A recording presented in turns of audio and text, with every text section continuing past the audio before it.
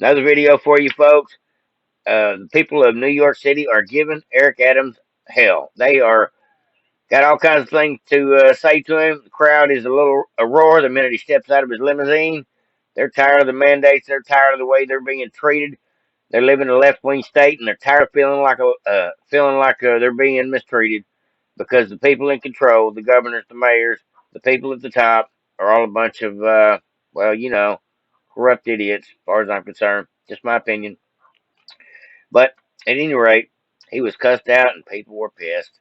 So let's go ahead and get into the video. At the end of the video, y'all jump down in the comment section below and tell me what you think. Did you enjoy these two in your face? This is how we feel. We're tired of it on both counts, both videos.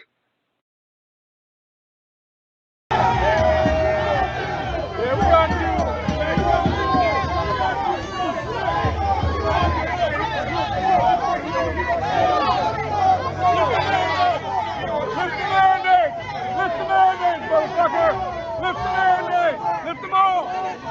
Lift all the mandates! Lift all the mandates! Smug trick! Smug trick! Lift all the mandates! Come here, kneel before me! Kneel before me, Eric Adams! Kneel before me, motherfucker! Kneel before me, bitch!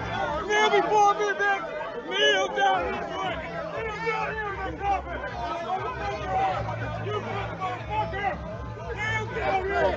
Kneel before me!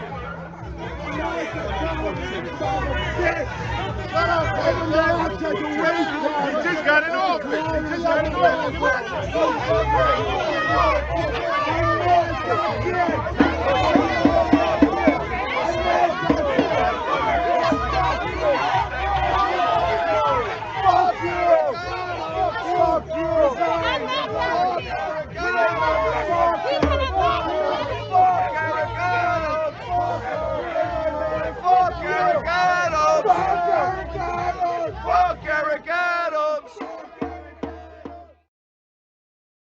Just something I thought everybody needs to see. A young boy is calling out Brian Stelter of CNN, that weirdo over there with all his lies and distraction and allusion to the truth. He does not tell the truth about anything, and he doesn't have a good answer when the boy just asked him the real question.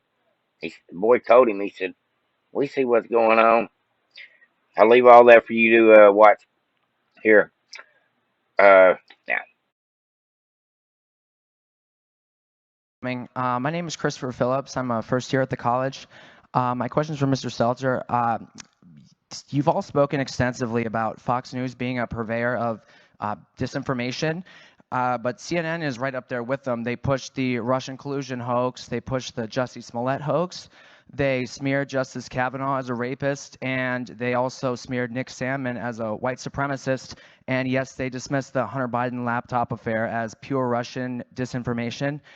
With mainstream corporate journalists becoming little more than apologists and cheerleaders for the regime, is it time to finally declare that the canon of journalistic ethics is dead or no longer operative?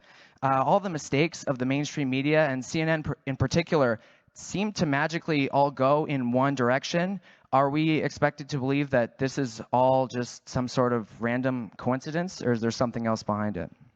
It's too bad. It's time for lunch. You have 30 seconds. No, I mean, Brian. there's a clock that says 30 seconds. But I think my honest answer to you, and I'll come over and talk in more detail after this, is that I think you're describing a different channel than the one that I watch.